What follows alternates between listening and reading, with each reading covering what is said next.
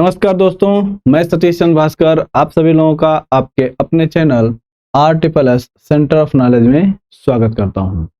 आज हम संस्कृत के तहत हम वर्ण विचार को सीखने का प्रयास करेंगे।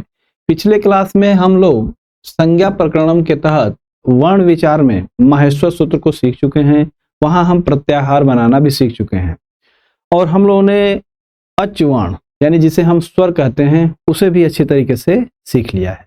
आज हम माहेश्वर सूत्र के आधार पे जो व्यंजन होते हैं जिनसे कि हम प्रत्याहार बनाते हैं, अगर माहेश्वर सूत्र के आधार पे, तो जो व्यंजन होते हैं वो हल प्रत्याहार के अंतर्गत आते हैं, जिसके कारण हम व्यंजन को हल वर्ण भी कहते हैं। जैसा कि हमने पिछले क्लास में देखा कि जो माहेश्वर सूत्र हैं वह कुल 14 माहेश्वर सूत्र हैं। आप इसे अच्छी तरीके से याद कर लीजिएगा और जिन लोगों ने पहले से इस क्लास को देखा है मुझे विश्वास है कि उनको यह माहेश्वर सूत्र याद होंगे। अगर याद नहीं है तो यहाँ सामान्य रूप से देखिए कि माहेश्वर सूत्र अयुड़, ऋल, ऋक, एओंग, अयोज, ये प्रथम 4 माहेश्वर सूत्र हैं जो यह स्वरों का प्रतिनिधित्व करते हैं और यह अच प्रत्याहार के अंतर्गत आते हैं। वहीं पे हम लोगों ने पिछले क्लास में व्यंजन की बात की, तो जो व्यंजन होते हैं इसके लिए माहेश्वर सूत्र 5 से लेकर माहेश्वर सूत्र जो 14 हैं वहां तक की बात की गई है, जिसमें कि व्यंजन आते हैं और हैवरट, लण, मंगणनम, झभंग, घड़दस, जब गड़दस, खफ छठत चटत, कपय, शखसर और हल। इस तरीके से देखा गया तो जो व्यंजन है वो हल प्रत्याहार के अंतर्गत आते हैं। इस चीज को हम लोग अच्छी तरीके से सीख चुके हैं। आइए आज हम व्यंजनों का, या जिसे व्यंजन वर्ण कहते हैं, हल वर्ण कहते हैं, उसे सूक्ष्म तरीके से सीखने का प्रयास करते हैं। तो जो व्यंजन है, अगर हम व्यंजनों की बात करें तो जैसा कि आपने देखा कि जो व्यंजन वर्ण है इसे हम हल वर्ण भी कहते हैं, हल वर्ण भी कहते हैं। जैसा कि आप जानते हैं कि हल प्रत्याहार के अंतर्गत आते हैं, इसीलिए व्यंजनों को हल वर्ण भी कहते हैं। अब बात आती है कि जो व्यंजन है ये क्या है। तो जैसा कि हम जानते हैं कि जो वर्ण स्वतंत्र रूप से उच्चारित हो, यानी कि जिसका उच्चारण स्वतंत्र रूप से हो, किसी के अधीन न हो, वह होता है आपका स्वर।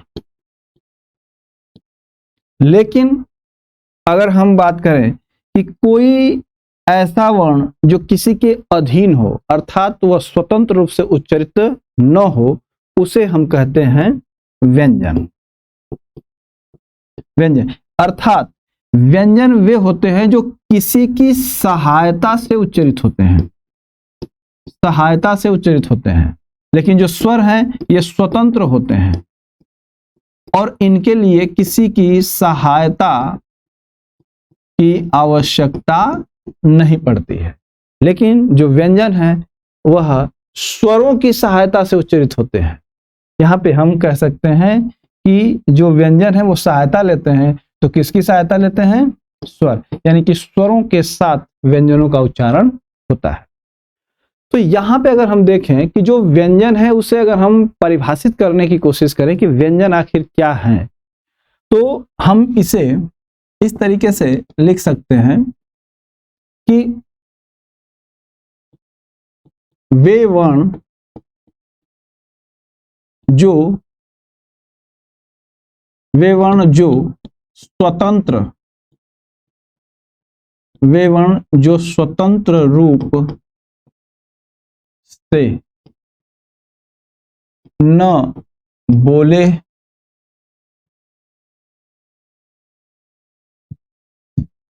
स्वतंत्र रूप से न बोले जा सके,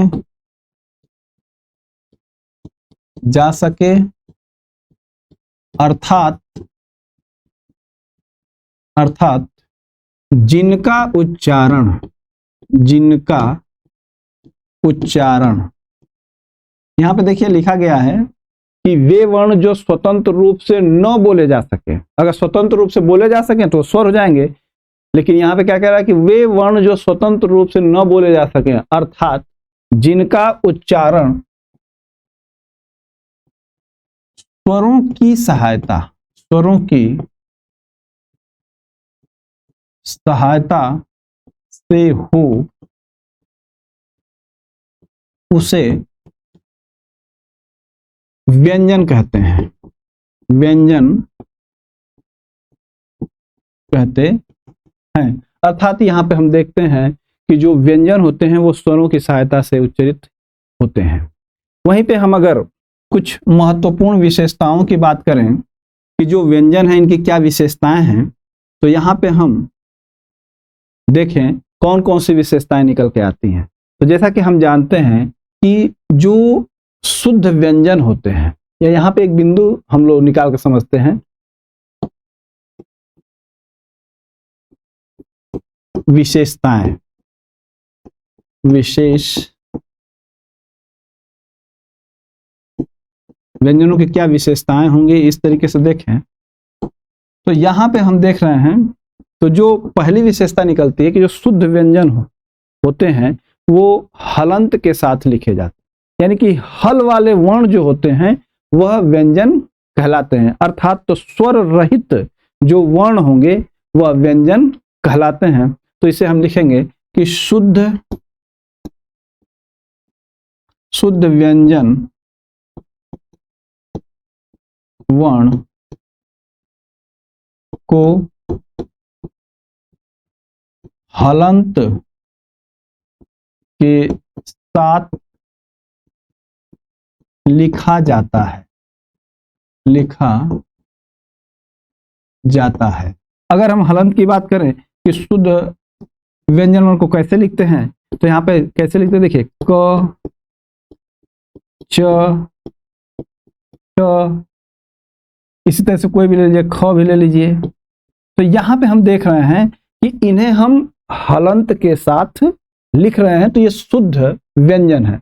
लेकिन अगर हम इनके साथ स्वरों को जोड़ देते हैं तो कैसे लिखते हैं फिर, क। अब ये जो क है इसके साथ देखा जाए तो हल के साथ लिखते हैं और इसमें एक स्वर लगा हुआ है अ। इसी तरीके से अगर हमें लिखा जाए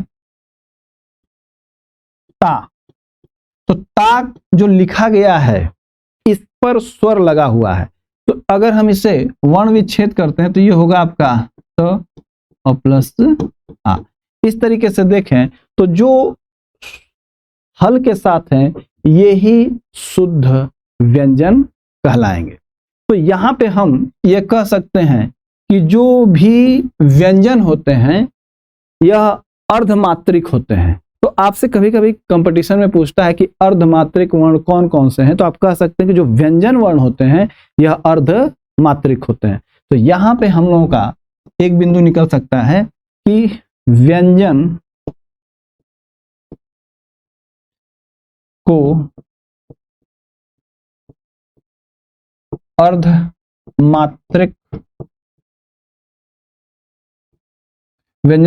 अर्धमात्रिक वर्ण कहा जाता है।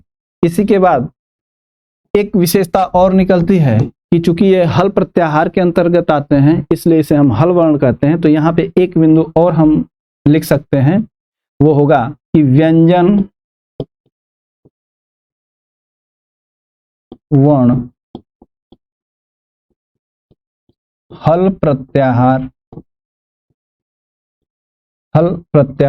के अंतर्गत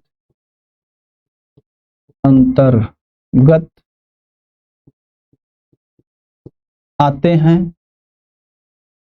हल प्रत्याहार के अंतर्गत आते हैं।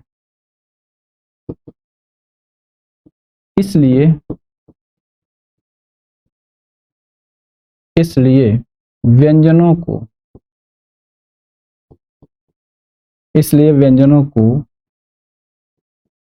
हल वर्ण भी कहते हैं,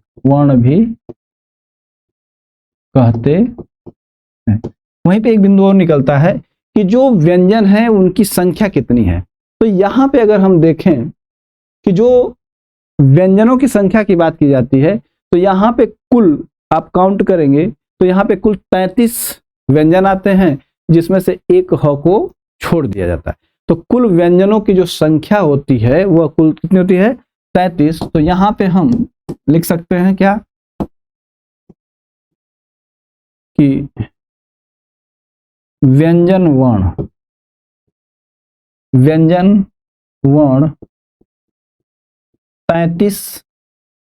है।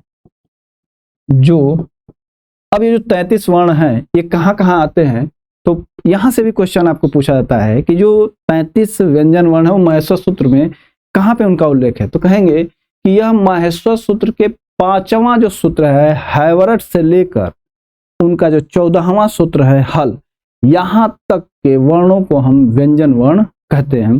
तो इसी बिंदु को हम इस तरीके से लिख सकते हैं कि व्यंजन वर्ण 33 हैं जो माहेश्वर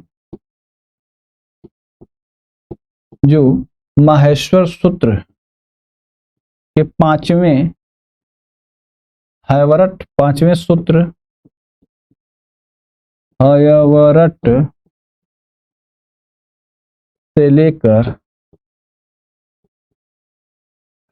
लेकर 14वें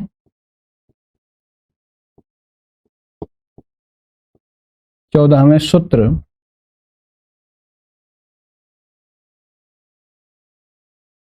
हल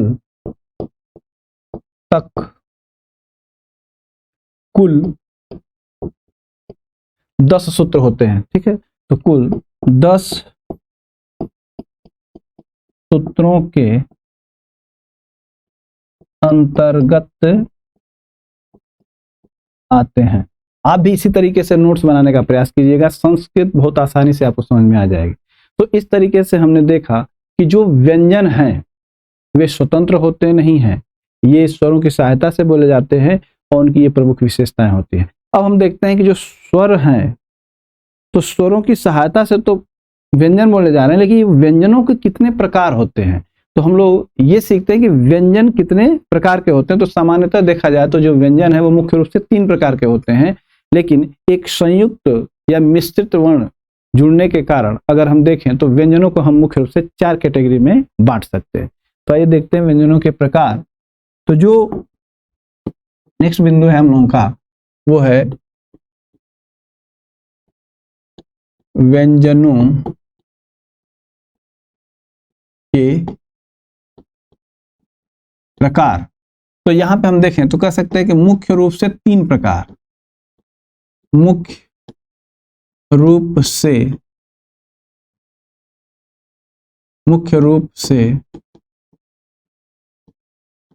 3 प्रकार होते हैं, लेकिन हम यहाँ पे सीखेंगे चारों प्रकारों को। तो यहाँ पे अगर हम बांटने का प्रयास करें कि मुख्य रूप से कौन कौन से 4 प्रकारों में हम करेंगे, 3 तो मुख्य हो जाएंगे और एक आपका बढ़ जाएगा। तो जैसे अगर हम देखें तो जो पहला प्रकार होगा हम लोगों का जो व्यंजन है, उसमें जो पहला है वो है आपका स्पर्श व्यंजन। स्पर्श व्यंजन,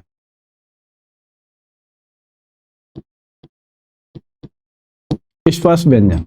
वहीं पे अगर हम दूसरे व्यंजन के प्रकार की बात करें तो एक होता है अंतःस्थ व्यंजन।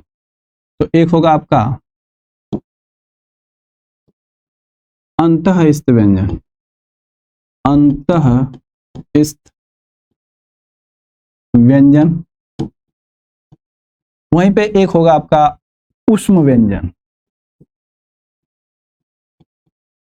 ऊष्म व्यंजन। और एक आपका प्रकार होता है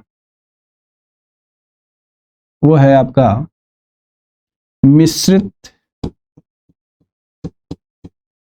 या संयुक्त व्यंजन, संयुक्त व्यंजन। इस तरीके से देखें तो जो व्यंजन है वो तो मुख्य रूप से 3 प्रकार हैं, लेकिन एक आपका मिश्रित या संयुक्त व्यंजन एक कैटेगरी की गई है। तो इस तरीके से मुख्य रूप से हम 4 प्रकार के व्यंजनों की बात करते हैं। तो जो आपका स्पर्श व्यंजन है, अगर हम इसे देखें तो जो स्पर्श व्यंजन है इसके लिए जो संस्कृत है उसमें एक सूत्र का प्रयोग किया गया है, या ये कहें कि स्पर्श व्यंजन का जो विधायक सूत्र है वो क्या है, तो हम स्पर्श व्यंजनों को कहते हैं कादयो कादयो मावसाना कादयो मावसाना स्पर्शा।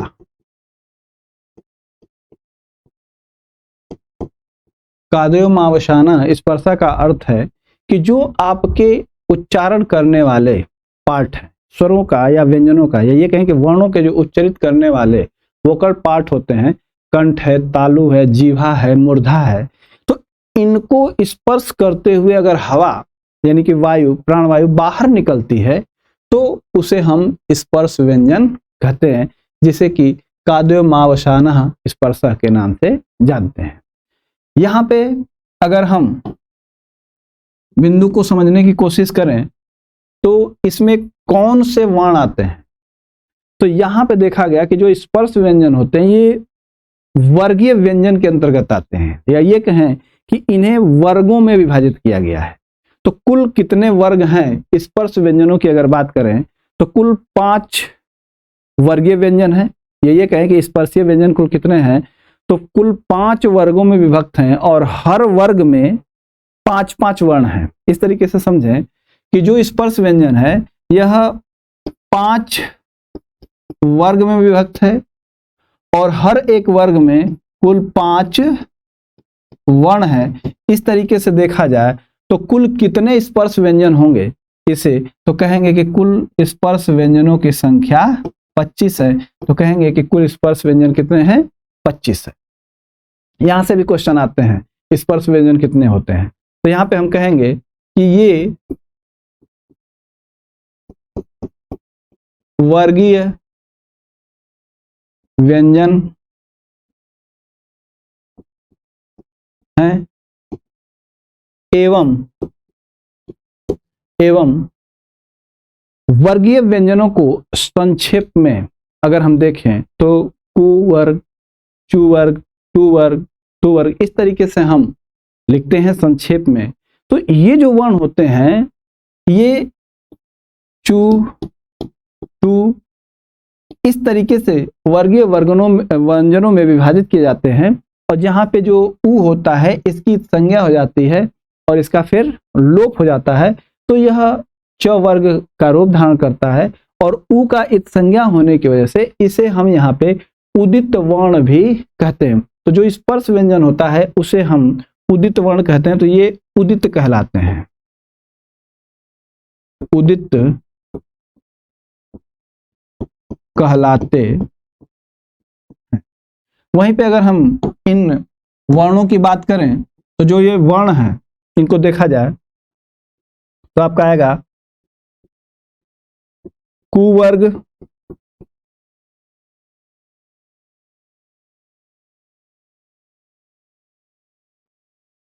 चुवर्ग, टुवर्ग, तुवर्ग और एक है आपका कुवर्ग। इस तरीके से देखें तो जो ये वर्गीय व्यंजन है वो कुवर्ग, चुवर्ग, टुवर्ग, टुवर्ग और पुवर्ग के अंतर्गत आते हैं। इसे हम क वर्ग, च वर्ग भी कहते हैं। तो इसके अंतर्गत जो वर्ण आते हैं उनकी अगर हम बात करें तो जो कुवर्ग है, तो कुवर्ग में कौन कौन से आएंगे, तो यहाँ पे हम देखें तो क, ख, ग, घ और संज्ञा। इसी तरीके से चुवर्ग के अंतर्गत च, छ, ज, झ और आपका ये या। टू के तहत हम देखेंगे वर्गों को तो ट,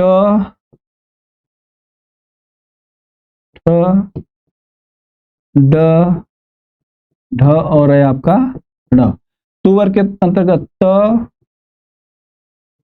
फ, द, ध और ये आपका न। वहीं पे पुवर के अंतर्गत प,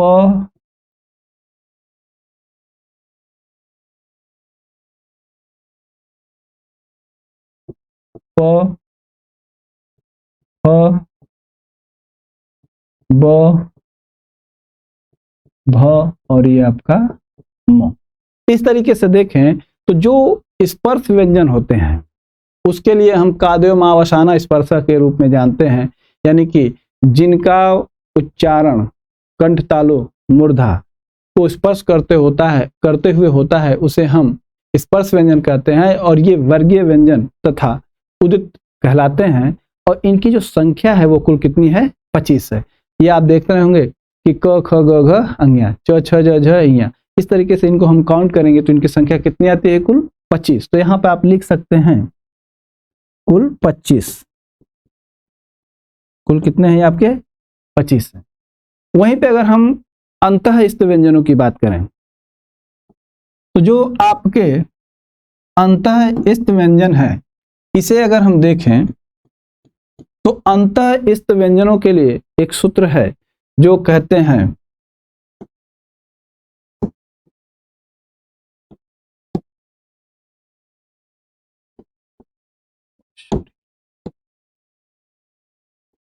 यणो अंतःस्था। यणो अंतःस्था से अंतःस्थ व्यंजनों को हम प्रदर्शित करते हैं और ये जो अंतःस्थ व्यंजन होते हैं यह यण प्रत्याहार के अंतर्गत आते हैं। तो यहाँ पे हम देखें कि ये किस प्रत्याहार के अंतर्गत आ रहे हैं तो हम यहाँ पे एक बिंदु और निकाल सकते हैं। यहाँ पे यण लिखा है, यणो अंतःस्था, अर्थात कि जो अंतःस्थ वर्ण है उसमें कौन कौन से वर्ण आते हैं उनकी बात करें तो य व र और ल आते हैं। तो यहाँ पे हम कहेंगे कि ये किस प्रत्याहार के अंतर्गत है तो यह यण प्रत्याहार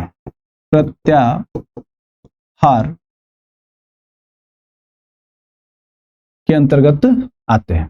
वहीं पे जो अंतःस्थ व्यंजन होते हैं य व र और ल, इसे हम अर्धस्वर के नाम से भी जानते हैं, क्योंकि इनका जब हम उच्चारण करते हैं तो सामान्यतः स्वरों के नजदीक या ये कहें कि स्वरों की तरह इनका उच्चारण होता है, जिसकी वजह से जो अंतःस्थ व्यंजन होते हैं इन्हें हम अर्ध स्वर के नाम से भी जानते हैं। तो यहाँ पे हम लोगों का एक बिंदु और निकलता है कि ये अर्ध स्वर भी कहलाते हैं। और ये कौन कौन से हैं तो इसकी अगर हम बात करें तो ये होते हैं आपके य,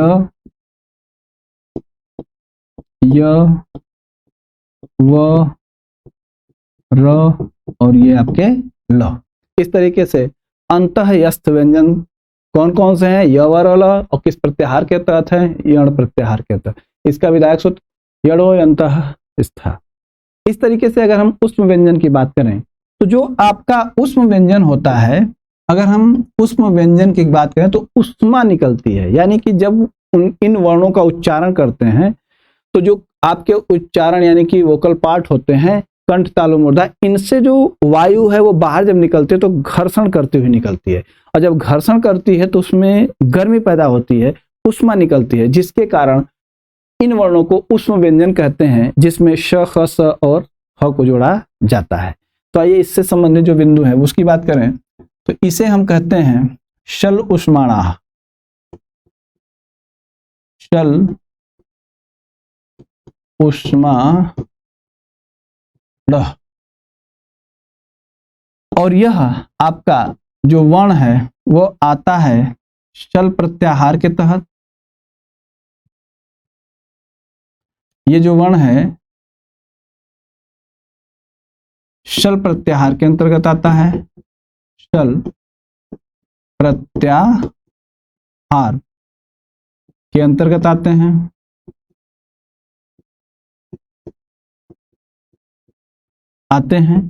वहीं पे कौन कौन से ये वर्ण है इसको देखा जाए तो आपके यहाँ स, अ, श और ये आपका ह।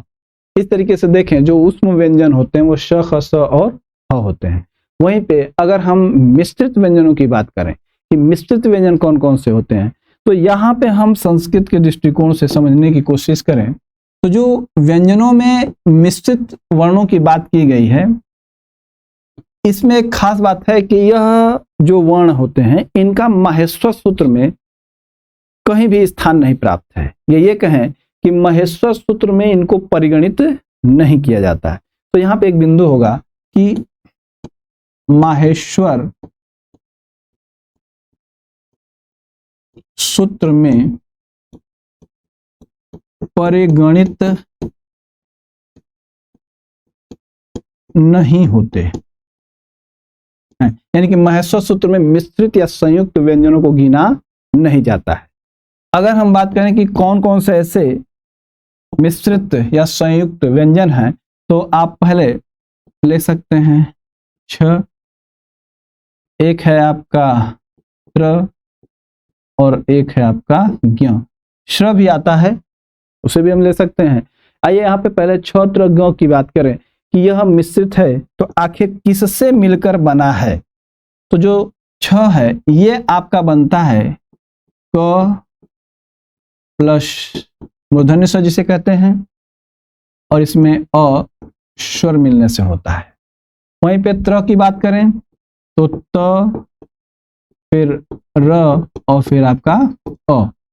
ज्ञ की बात करें तो आपका ज और प्लस और फिर आपका ये अ। इस तरीके से देखें तो जो मिश्रित या संयुक्त व्यंजन है छत्र ज्ञ, उनका निर्माण कैसे होता है। तो आपसे क्वेश्चन पूछे जाते हैं, क्या पूछे जा सकते हैं कि जो आपका छत्र ज्ञ इनमें से, जैसे छ को पूछा कि यह किन किन वर्णों से मिलकर बना है, तो कहेंगे कि क, श और अ से मिलकर बना है, त्र, त, र और अ से मिलकर बना है, और ज्ञ ज और य से। तो शुद्ध उच्चारण जो ज्ञ होता है वो एक्चुअल में ज्य होता है, ज्य के रूप से उच्चारण कर सकते हैं।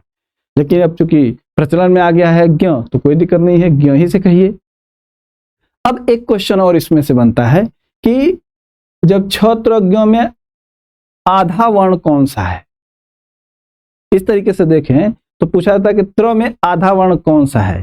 तो यहाँ पे देखें कि जब ये इसका वर्ण विच्छेद कर रहे हैं तो जो स्वर है वो लास्ट में जो आ रहे हैं वो स्वर किस पर आएगा, क्या वह क पे आएगा कि स पे आएगा, त पे आएगा कि र पे आएगा। तो देखा जाए तो जो पहले वाले व्यंजन होते हैं स्वरों से पहले उसी पर ये स्वर लगते हैं।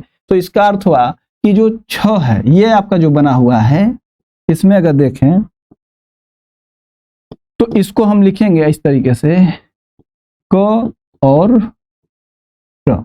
इस तरीके से देखें तो आधा क्या है इसमें क है। वहीं पे अगर हम बात करते हैं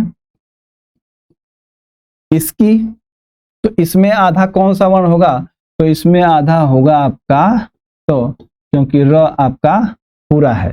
ठीक इसी तरीके से हम देखें इस वाले में ज्ञ में तो आधा है आपका ज और आपका यहाँ आपका पूरा होता है।